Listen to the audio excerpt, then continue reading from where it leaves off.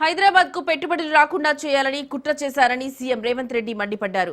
ఎన్నో అపోహలు, అనుమానాలు సృష్టించారన్నారు. పక్కా ప్రణాళికతో వెళ్లడంతో 13 నెలల్లో 1,80,000 కోట్ల పెట్టుబడులొచ్చాయని, సింగపూర్ ప్రభుత్వంతో కీలక ఒప్పందం చేసుకున్నామన్నారు. స్కిల్ డెవలప్మెంట్ లో ఇదో అద్భుత పరిణామమని రేవంత్ అన్నారు.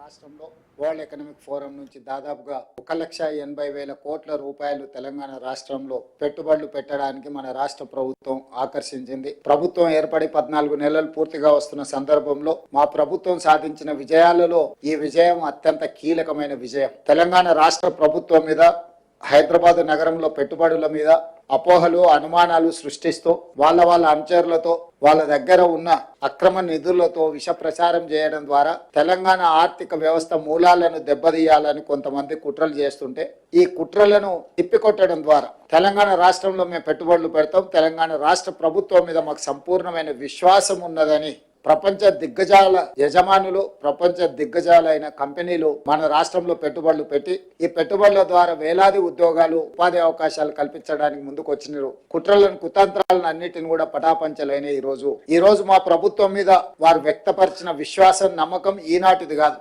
ఆనాడు 2004 నుంచి 2014 వరకు పివి నరసింహారావు గారు ప్రవేశపెట్టిన సరళీకృత విధానాలను తిరిగి మన్మోహన్ సింగ్ గారు వాటిని వేగంగా కొనసాగించడము, ప్రభుత్వాలు మారిన, పాలకులు మారిన, పెట్టుబడులకు రక్షణ కల్పించడం, పెట్టుబడులను ప్రోత్సహించడం అనే విధానం నుంచి ఏ రోజు కాంగ్రెస్ పార్టీ పక్కకు జరగలేదు.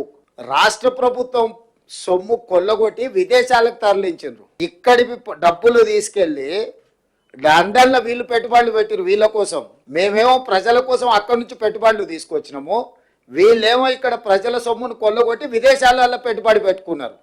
ప్రజల సొమ్ము కొల్లగొట్టిన వాళ్ళ మీద కేసులు పెట్టినాం. ప్రజల కోసం సొమ్ములు తీసుకొచ్చి పెట్టుబడులు పెట్టించినందుకు మమ్మల్ని ప్రజలు అభినందిస్తారు. ఈ రెండింటికి ఉన్న తేడా ఇది.